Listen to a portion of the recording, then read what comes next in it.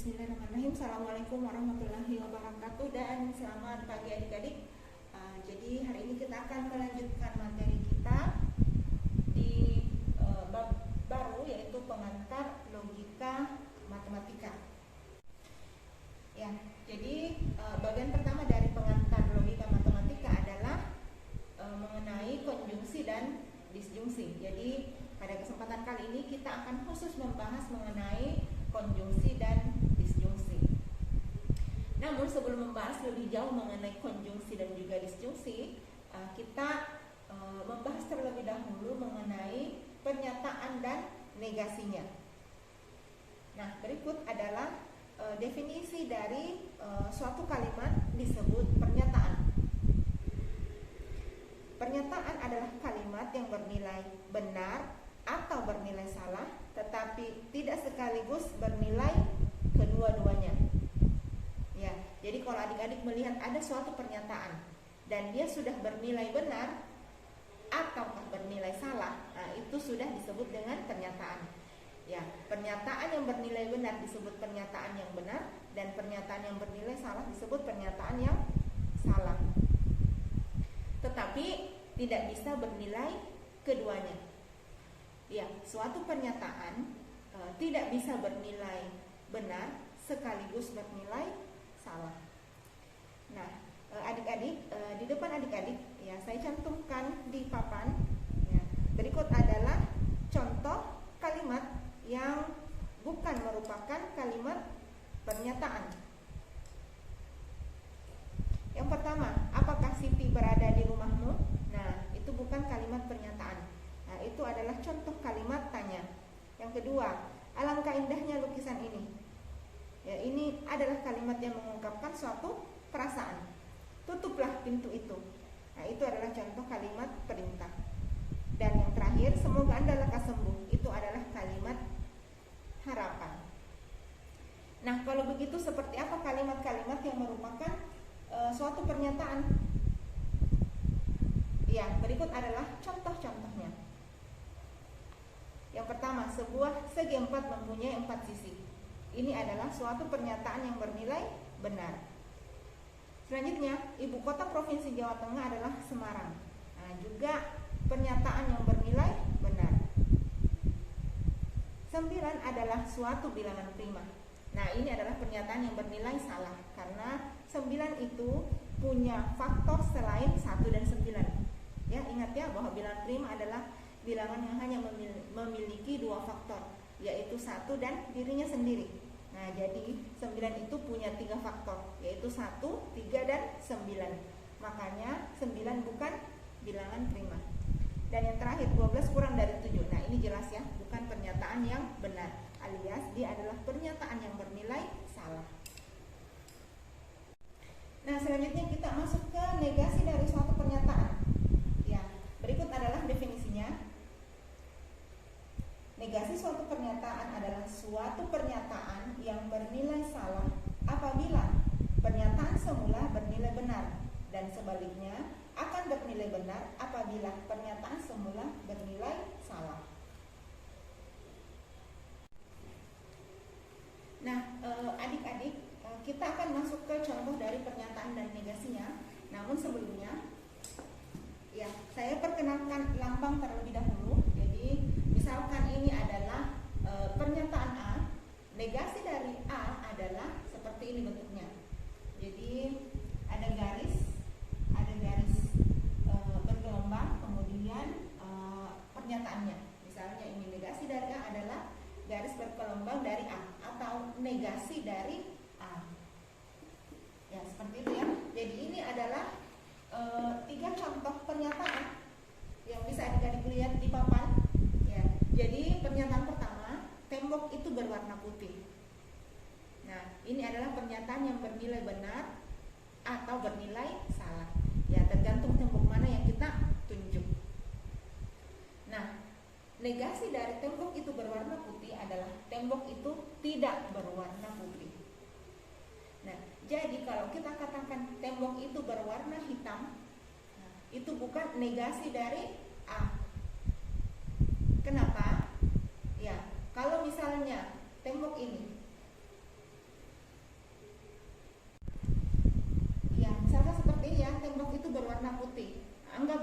negasinya adalah tembok itu berwarna hitam. Sekilas kita lihat ini adalah negasi dari ini, tetapi sebenarnya tidak. Ingat ya, syarat dari suatu pernyataan dan suatu pernyataan itu punya negasi kalau pernyataan itu bernilai benar, negasinya harus bernilai sebaliknya. Nah, gitu. Jadi kalau misalnya pernyataannya bernilai salah, negasinya harus benar. Itu ya syaratnya. Nah sekarang, misalkan saya tunjuk tembok yang berwarna, misalkan berwarna merah, ya kan? Kemudian saya katakan bahwa tembok itu berwarna putih, salah kan? Pernyataannya akan bernilai salah. Nah, saya lanjut ke negasinya. Tembok itu berwarna hitam, ya salah juga karena kenyataannya tembok itu berwarna merah. Nah, perhatikan, pernyataannya bernilai salah, negasinya ya bernilai salah. Maka yang kita anggap negasi itu bukan negasinya. Dipaham ya? Nah, sehingga tembok itu berwarna hitam bukan negasi dari pernyataan tembok itu berwarna putih. Sehingga negasi yang tepat untuk pernyataan tembok itu berwarna putih adalah tembok itu tidak berwarna putih. Demikian juga dengan pernyataan kedua, tidak suka mangga. Negasinya Ida tidak suka mangga. Sama ya konsepnya dengan pernyataan atau contoh pertama. Selanjutnya ke contoh ketiga, Siti lebih tinggi dari Ani. Itu adalah pernyataannya. Nah, anggaplah ini pernyataan yang bernilai benar. Ya. Sekarang kalau kita ambil negasi yang lain, jadi misalkan ini bukan negasinya. Misalkan kita katakan Siti lebih pendek ya. Siti lebih, kan tinggi lawannya adalah pendek ya. Siti lebih pendek dari Ani. Ya, kita ingin tahu yang mana sebenarnya negasinya, apakah yang di atas ataukah yang di bawah. Nah, jika kita anggap Siti lebih tinggi dari Ani adalah pernyataan yang bernilai benar, saya cek yang di bawah dulu ya. Siti lebih pendek dari Ani. Nah, ini adalah pernyataan yang salah. Ya kan? Berarti kelihatannya yang bagian bawah adalah negasi dari pernyataan C. Saya ke bagian tengah. Siti tidak lebih tinggi dari Ani. Jelas ini pernyataan yang salah, ya kan? Sekarang, kalau pernyataan C ini pernyataan yang bernilai salah, kita anggap seperti itu. Karena anggaplah misalnya Siti sama tinggi dengan Ani, ya kan? Jadi otomatis C ini adalah pernyataan yang bernilai salah. Saya cek ke bagian bawah terlebih dahulu ya. Siti lebih pendek dari Ani. Iya, salah juga karena Siti itu sama tinggi dengan Ani. Nah, perhatikan dari contoh saat Siti sama tinggi dengan Ani itu adalah realitanya.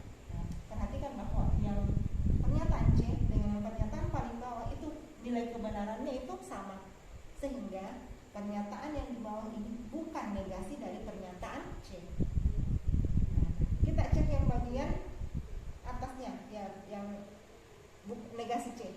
Siti tidak lebih tinggi dari Ani. Yang benar karena Siti kenyataannya sama tinggi dengan Ani. Nah, sehingga kita lihat bahwa pernyataan C nilai kebenarannya adalah salah atau suatu pernyataan yang bernilai salah, dan negasi C adalah suatu pernyataan yang bernilai benar. Sehingga Siti tidak lebih tinggi dari Ani adalah tepat merupakan negasi dari Siti lebih tinggi dari Ani.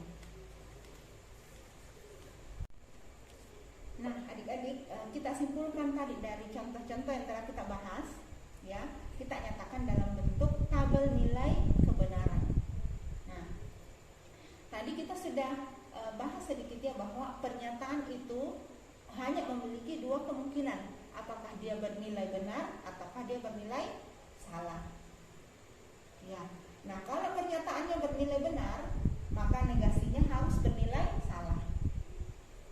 Demikian juga kalau suatu pernyataan bernilai salah, maka negasinya harus bernilai benar. Sekarang cuek yang di sini, kita ke dua kolom yang sebelah kanan. Selanjutnya, anggaplah ini suatu pernyataan ya. Anggaplah ini suatu pernyataan. Kalau pernyataan itu bernilai salah, maka ini negasi. Negasi dari suatu pernyataan. Jadi kalau suatu pernyataan bernilai salah, maka negasinya harus bernilai benar. Demikian juga sebaliknya. Kalau suatu pernyataan bernilai benar, maka negasinya harus bernilai salah. Nah, sekarang perhatikan adik-adik bahwa pernyataan A dengan pernyataan negasi dari negasi A, oke? Negasi dari negasi A, ya, dia memiliki nilai kebenaran yang sama. Sehingga kita simpulkan bahwa A itu sama dengan negasi dari negasi A.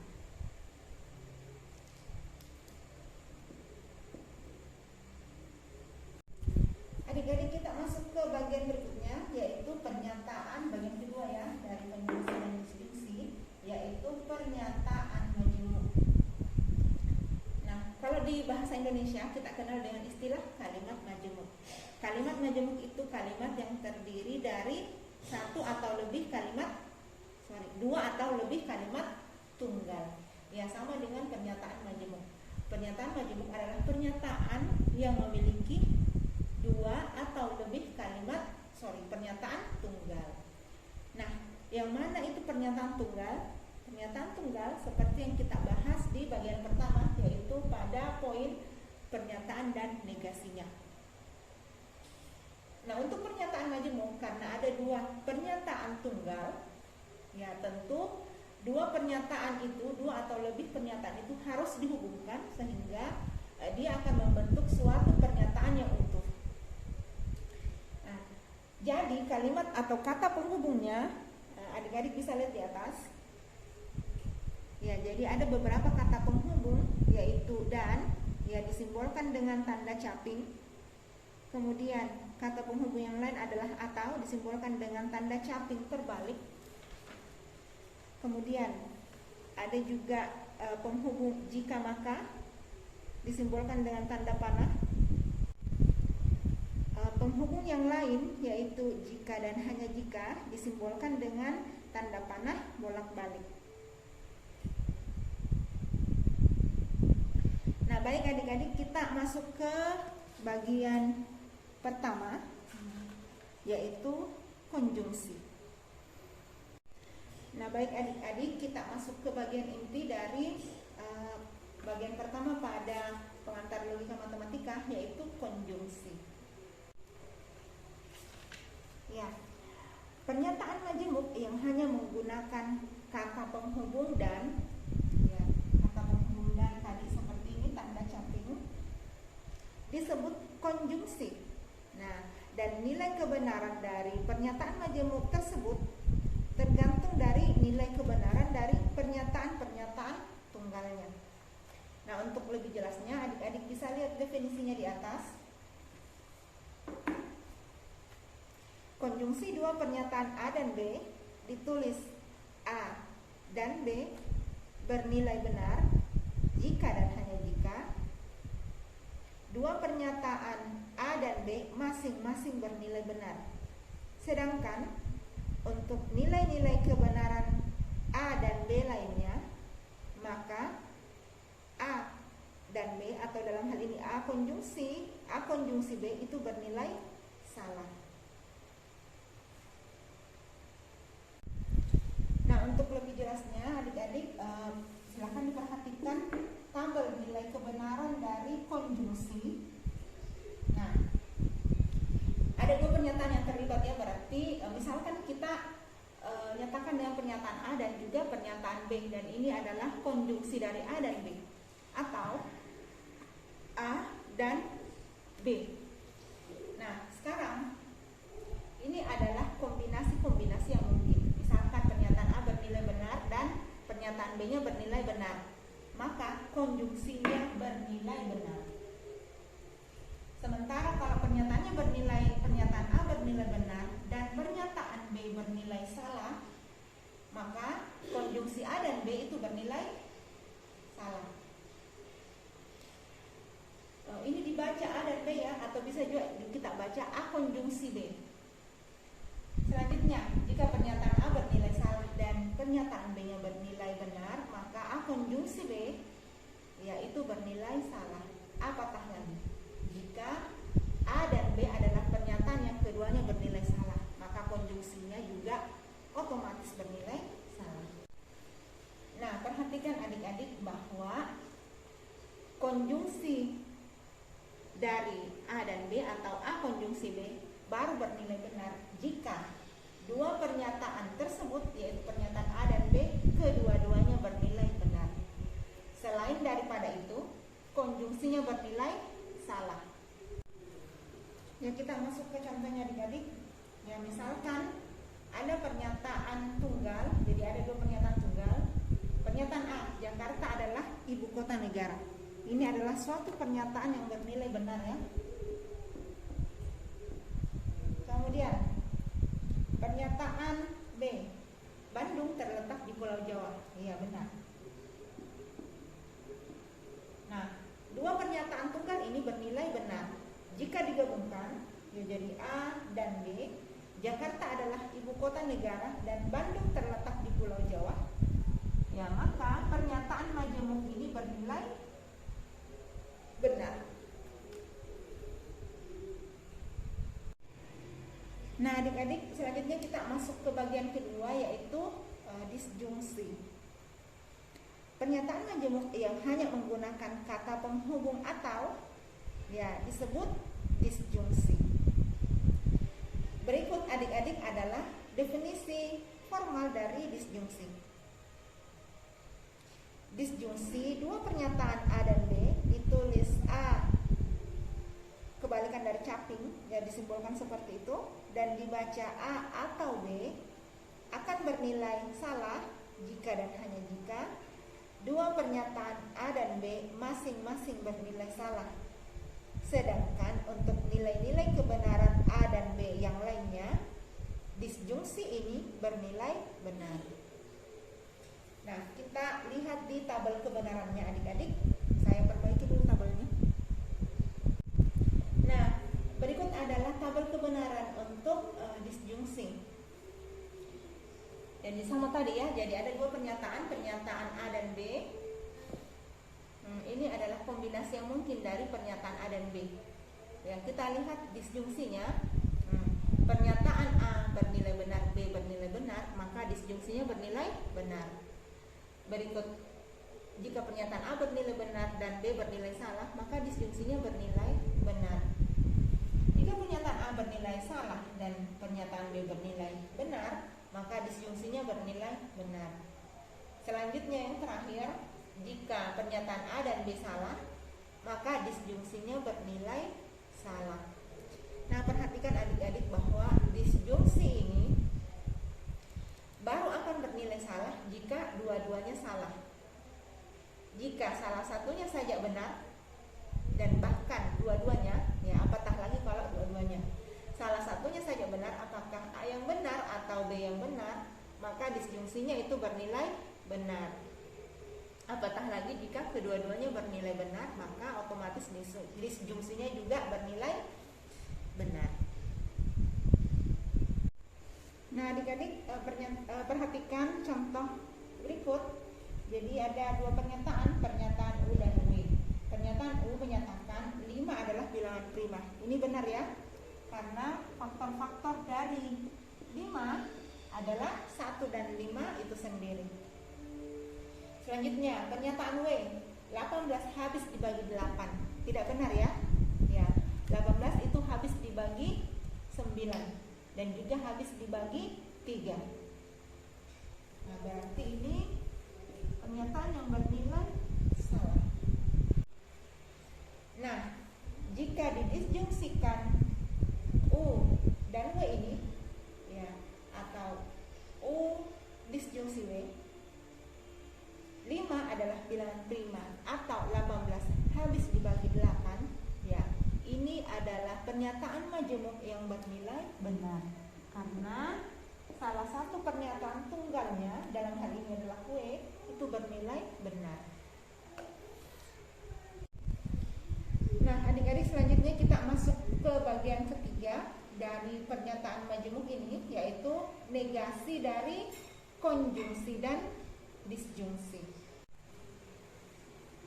Adik-adik, karena konjungsi dan disjungsi ini juga merupakan pernyataan, ya, dalam hal ini dia adalah pernyataan majemuk, sehingga konjungsi dan disjungsi ini juga memiliki negasi. Nah, perhatikan tabel kebenaran dari konjungsi dan disjungsi. Yang pertama kita ke konjungsi terlebih dahulu. Nah, ini adalah kombinasi dari pernyataan yang mungkin, ya, dari dua pernyataan A dan B. Selanjutnya, konjungsi dari A, ya, tentu kebalikan dari nilai kebenaran pernyataan A. Jadi kalau nilai pernyataan A adalah benar, maka negasinya bernilai salah. Demikian juga jika pernyataan A bernilai salah, maka negasinya bernilai benar. Kemudian untuk pernyataan B, jika pernyataan B bernilai benar, maka negasinya bernilai salah. Ya, demikian juga jika pernyataan B bernilai salah, maka negasinya bernilai benar. Demikian seterusnya, ya. Selanjutnya kita akan menggabungkan pernyataan A dan B ini menjadi sebuah pernyataan yang konjungsi. Ya. Jadi pernyataan A konjungsi B, atau dalam hal ini A dan B, ya, A bernilai benar dan B bernilai benar, maka konjungsinya bernilai benar. A bernilai benar, B bernilai salah, maka konjungsinya bernilai salah. Seperti yang tadi, ya. Jadi dua pernyataan A dan B konjungsinya baru bernilai benar jika kedua-duanya bernilai benar, sehingga yang lainnya bernilai salah. Selanjutnya, negasi dari konjungsi, ya. Jika pernyataan konjungsinya bernilai benar, maka negasinya bernilai salah. Demikian juga jika konjungsinya bernilai salah, maka negasinya bernilai benar. Dan seterusnya mau, ya. Selanjutnya, kita ke kolom terakhir. Ini adalah kolom perluasan, ya. Itulah sebabnya kenapa ada kolom untuk negasi A dan juga negasi B. Nah, perhatikan. Kita pakai disjungsi, ya. Jadi negasi A disjungsikan dengan negasi B. Sekarang, negasi A bernilai salah, negasi B bernilai salah, maka disjungsinya pasti bernilai salah. Selanjutnya, negasi A bernilai salah, kemudian negasi B bernilai benar, maka disjungsi dua pernyataan ini bernilai benar, karena salah satunya ada yang benar. Demikian juga untuk yang pernyataan ketiga, negasi A bernilai benar, negasi B bernilai salah, otomatis disjungsinya bernilai benar karena salah satunya bernilai benar. Untuk pernyataan keempat, ya, dia otomatis bernilai benar karena disjungsi dari dua pernyataannya atau dua pernyataannya bernilai benar, sehingga disjungsinya juga otomatis bernilai benar. Nah, sekarang adik-adik perhatikan bahwa negasi dari konjungsi A dan B, atau dalam hal ini A dan B dinegasikan, nah, itu setara dengan negasi A dan negasi B didisjungsikan, sehingga kita sampai pada kesimpulan negasi A dan B itu setara dengan negasi A atau negasi B.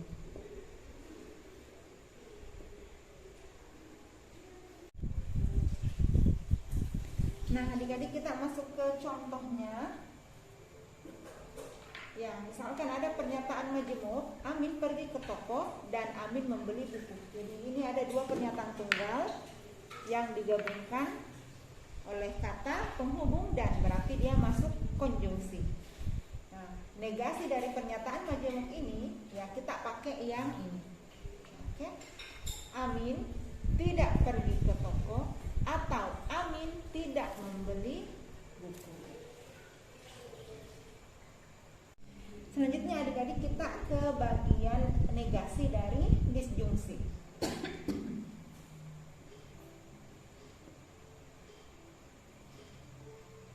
Ya.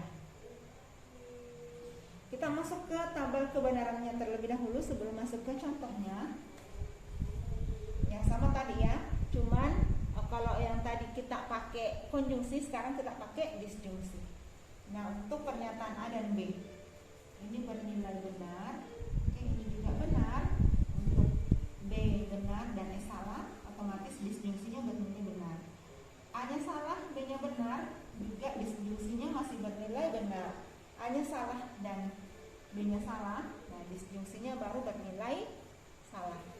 Selanjutnya, negasi dari disjungsi ini otomatis kebalikannya, berarti salah, salah, salah, dan benar.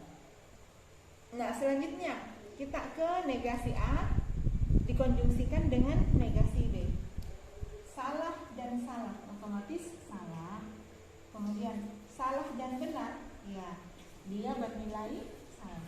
Ingat bahwa disjungsi baru bernilai benar, konjungsi baru bernilai benar jika kedua-duanya bernilai benar. Berarti jika A-nya pernyataan pertamanya bernilai salah, bernilai benar, dan pernyataan keduanya bernilai salah, dia masih bernilai salah. Nah, nanti dia bernilai benar jika dua pernyataan tunggalnya dua-duanya bernilai benar. Nah, sekarang adik-adik perhatikan bahwa negasi dari A disjungsi B itu sama dengan negasi A dikonjungsikan dengan negasi B. Berarti di sini negasi A, negasi dari A disjungsi B sama dengan negasi A konjungsi negasi B. Nah, adik-adik kita masuk ke contohnya. Jadi misalkan di sini ada pernyataan majemuk. Pernyataan P, kita misalkan 8 membagi habis 36. Apa? Berarti dia disjungsi ya. 8 lebih besar dari 13. Nah, pernyataan P ini kita diminta untuk mencari negasinya, oke? Dan menentukan nilai kebenaran dari negasinya. Nah, sekarang untuk menentukan nilai kebenaran dari negasinya, otomatis kita harus menentukan nilai kebenaran dari masing-masing pernyataan majemuknya. Nah, baik, pertama-tama kita akan mencari negasinya terlebih dahulu. Jadi, negasi dari pernyataan majemuk 8 membagi habis 36. Berarti saya tulis 8 tidak, ya kan? Tidak membagi habis, atau saya persingkat saja penulisannya, tidak terlalu panjang. 8 tidak membagi habis 36 habis ya. Nah, di sini akan berubah menjadi dan 8 tidak lebih besar, tidak lebih besar dari 13. Nah, kita sudah menentukan negasinya. Sekarang kita akan menentukan nilai kebenaran dari negasinya. Nah, untuk bisa menentukan nilai kebenaran dari negasi pernyataan majemuk, oke, kita akan menentukan terlebih dahulu nilai kebenaran dari masing-masing pernyataan tunggalnya. Ya, kita cek 8 membagi habis 36. Salah ya, karena 8 tidak membagi habis 36. Ya, 8 itu membagi habis 32. Karena 8 kali 4 kita dapat 32, bukan 36. Kecuali di sini 9 boleh. Berarti 8 membagi habis 36 adalah pernyataan yang salah. Bisa tulis kecil-kecil. Kemudian 8 lebih besar dari 13. Ya, salah. Nah, salah.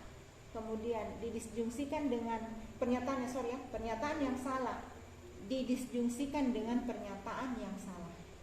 Pernyataan yang salah dia disjungsikan.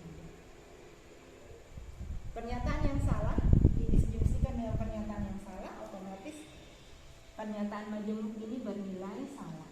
Sehingga negasi dari pernyataan majemuk ini tentu saja bernilai sebaliknya. Dia akan bernilai benar. Nah, kalau adik-adik mau, adik-adik bisa mengeceknya. Jadi 8 tidak membagi habis 30. Kenapa 36 ya? 8 tidak membagi habis 36. Iya benar, karena 8 membagi habis 32. Berarti ini benar. Selanjutnya, 8 tidak lebih besar dari 13. Iya benar. 8 tidak lebih besar dari 13. Nah, untuk konjungsi, dua pernyataannya bernilai benar. Untuk konjungsi, enggak ada di sini ya, yang tadi. Untuk konjungsi, dua pernyataannya bernilai benar, maka pernyataan majemuknya pasti bernilai atau otomatis bernilai benar. Nah, baik adik-adik, demikian pembahasan mengenai materi logika matematika, khususnya konjungsi dan disjungsi. Mudah-mudahan bisa